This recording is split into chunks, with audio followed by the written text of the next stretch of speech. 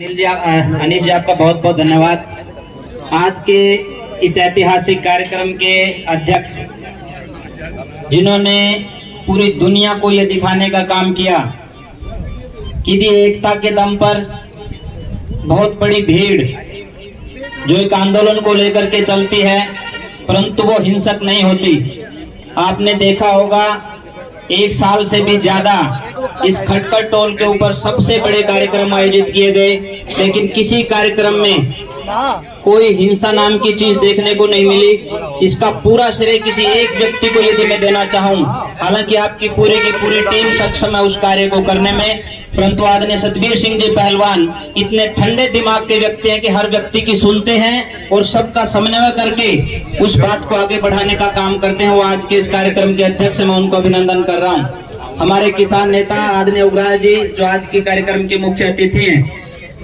सतबीर जी का संबोधन मैंने इसलिए किया कि वो पूरी कमेटी का संबोधन है।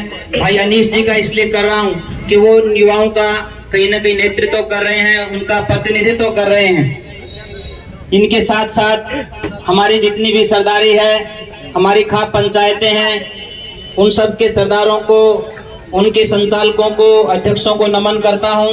और सबसे ज्यादा नमन करता हूं माँ विद्यावती की मूर्त रूप ये बैठी माताएं। और याद होगा मैंने ये विद्यावती नाम क्यों लिया है। बहुत संक्षेप में अपनी बातें रखते हुए मैं अपनी वाणी को विराम दूंगा। जब इस देश की आजादी का आंदोलन लड़ा जा रहा था, तब भी इन माओं ने अपने नौजवान बेटों को देश की आजादी के लिए देने का काम किया था। और आप लोगों को जान करके ये खुशी होगी कि जिस ऐतिहासिक धरती इस खटखट के ऊपर आप बैठे हुए हैं, जिस किसान आंदोलन को आप चला रहे हैं, इससे आप लौट जाइए वापिस लगभग 107-8 साल पीछे मैं आपको लेकर के जाना चाहता हूं। 1907 में जब अंग्रेज 3 काले कानून लेकर के आए थे किसानों के, उन 3 किसानों के जो काले कानून थे उनको वापस भेजने का काम किया था।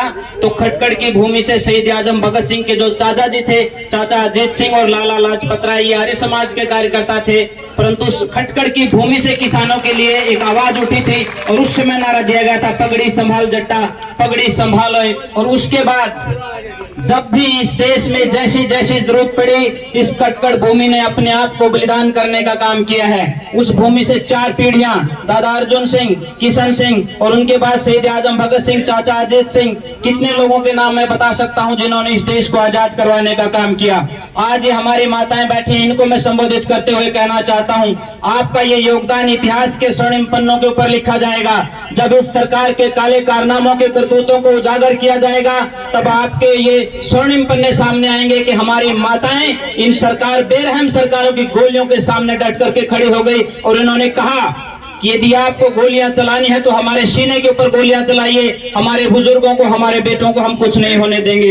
इन माताओं ने जो संघर्ष किया है, इन माताओं ने जो हौसला दिखाया है, वो सबसे ज्यादा अनुकरणीय है। वो जो है मैं उनको कहता हूं कि आपका जो योगदान है वो इतिहास में एक विशेष स्थान रखता है। हमारे बुजुर्ग बैठे हैं, बहुत कम लोग रह गए हैं जिनके सर के ऊपर पगड़ी दिखाई देती है। इन पगड़ी की लाज बहुत बड़ी चीज है और पहली बार ऐसा आंदोलन हुआ है। एक महिला ने पिछली बार एक बयान दिया, शायद आप लोगों ने भी सुना होगा कि ये देश तो 2014 में आजाद हुआ है। भले ही ये कहीं ना कहीं राजघरानों की पत्तल चाटने वाले लोग, उनके पैसों पर पलने वाले लोग, इस मजदूर को, किसान को बदनाम करने वाले लोग जब ये बात कहते हैं कि ये देश 2014 में आजाद हुआ था, उससे पहले कौन सा आंदोलन हुआ था, उन लोगों के लिए मैं कहना चाहता हूं, महात्मा गांधी जी ने जो रास्ता अपनाया था सत्य और अहिंसा का, उसके दम पर देश को आगे बढ़ाने का काम किया था। उनके साथ चाहे शहीद आजम भगत सिंह को चलने की बात हो, राम प्रसाद बिस्मिल को चलने की बात हो, अशफाक उल्लाह खान को चलने की बात हो, सब लोग उसके राही बने थे।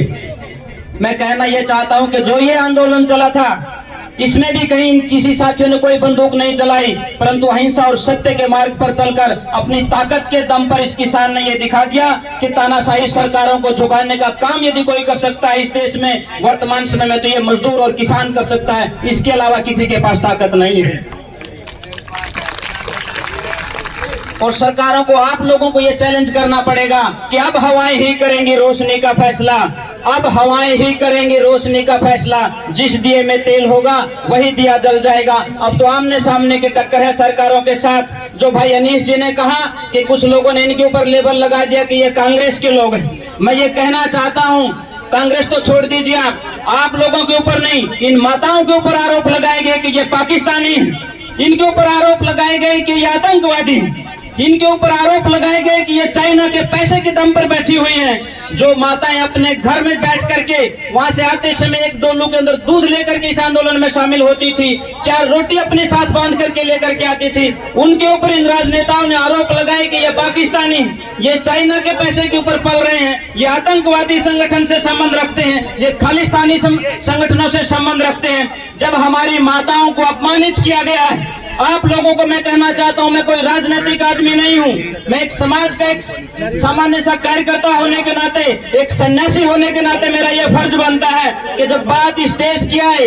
बात इस मजदूर की और किसान की आए, तो सन्यासियों को भी खड़ा होना पड़ता है। और इतिहास साक्षी है, 1857 की बात हो चाहे 1757 की बात हो, इन दोनों जगह सन्यासियों ने क्रांति करने का काम किया था। परंतु आज तो लोगों ने राम को बांट लिया है। एक राम हमारा राम है जो इस किसान का राम है।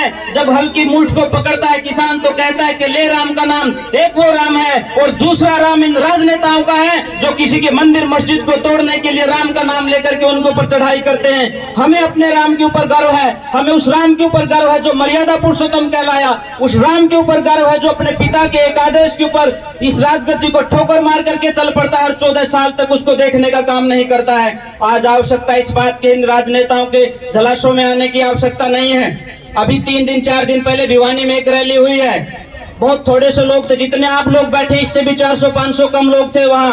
परंतु वहां अजय चौटाला ने जो बात कही है उसको आप लोगों को याद रखना चाहिए, खास करके किसान साथियों को। उन्होंने कहा कि पूरा का पूरा किसान आंदोलन सिर्फ जजपा पार्टी के खिलाफ था, सिर्फ दुष्यंत चौटाला के खिलाफ था। मैं ये कहना चाहता हूँ, ये खटखड़ की भूमि है। इन्हीं माताओं ने आपको घर में बैठा बैठा करके दूध पिलाया और साथ में 100-500 रुपए आपकी पार्टी के लिए दिए और आपको आगे बढ़ाया है। ये वही माताएं हैं, अपना फर्ज अब निभाएंगी।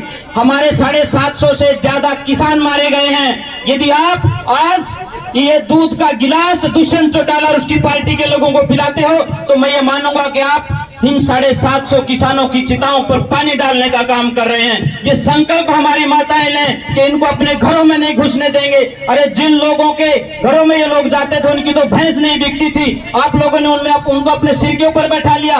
आज आवश्यकता इस बात की एक एक बात को समझने की है और इन राजनेताओं को इनकी औकात दिखाने की आवश्यकता है। इन राजनेताओं में ज्यादा दम नहीं होता, ये तो बंदर की तरह से होते हैं। एक बार आपने दहाड़ लगा दी तो छत से नीचे गिरने का काम करेंगे। एक निवेदन आपसे कर रहा हूं, अनीश जी और सतबीर जी बैठे हुए हैं, हमारी पूरी सरदारी बैठी हुई है। गांव के स्कूल में शहीद आजम भगत सिंह का एक स्टैचू लगा हुआ है। मैं ये निवेदन कर रहा हूं, उसके लिए जो भी काम करना पड़े उसमें मेरी भी जो आप जिम्मेदारी लगाएंगे मैं करूंगा कि गांव के अंदर एक जय जवान और जय किसान का स्मारक बनना चाहिए ताकि आने वाली पीढ़ियां ये याद करें। और उस स्मारक के अंदर 750 किसान जो शहीद हुए हैं उन सारे के सारे किसानों के नाम इस तरह से लिखे होने चाहिए जिस तरह दिल्ली के इंडिया गेट के ऊपर लिखे हुए हैं। मैं इसका आग्रह और निवेदन कर रहा हूं, उसकी जमीन चाहे ग्राम पंचायत से लेनी पड़े या खरीदनी पड़े, जो भी व्यवस्था करनी पड़े, काम आप लोगों को ये मैं निवेदन कर रहा हूं कि आप करें। दूसरा मेरा निवेदन ये है कि आप लोगों ने 1 साल के बाद ये कार्यक्रम किया है, साथियों ये ऐसे कार्यक्रमों को हर महीना एक निश्चित कर दीजिए ताकि आपस में सब लोग मिल बैठ करके आगे के प्रोग्रामों की योजना बनाते रहें। दूसरा एक गाँव में जिनके ऊपर केस है, अनीश जी, जिनके ऊपर केस है उस गांव में निगरानी कमेटी बने।